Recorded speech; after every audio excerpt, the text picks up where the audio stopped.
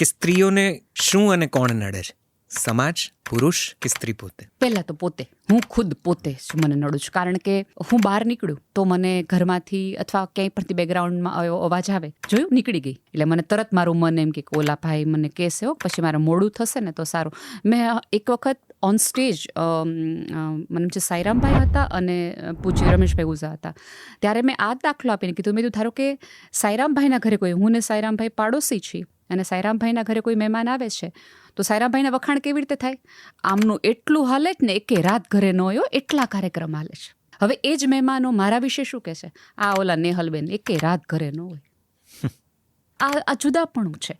એટલે હવે હું આ સાંભળીને બેસી જાઉં છું કે આજ નથી જાઉં, બાળોસી શું કહેશે, ઓલું નથી જાઉં, ઓલા શું કહેશે.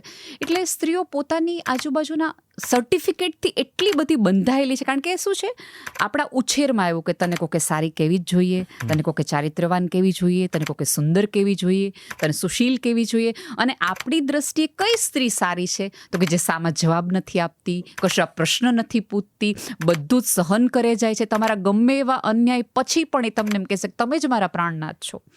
આવું કહેતી આપણી માટે. એટલે ધીમે ધીમે ધીમે એ વ્યાખ્યાઓ સાંભળીને આપણું આખું ડીએનએ બદલાઈ ગયું.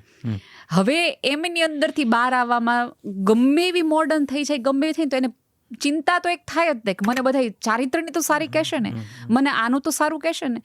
એટલા માટે પોતાની સમજ એને નડે છે અને પછી ક્યાંક સમાજ આવે છે અને છેલ્લે પુરુષ આવે છે. કારણ કે હવે તમે એવું મને કહી શકો કે ભાઈ સમાજ છે એ પુરુષોએ જ બનાવેલો છે, પણ સમાજ સ્ત્રી અને પુરુષ બંનેની સમજથી બનાવેલો છે.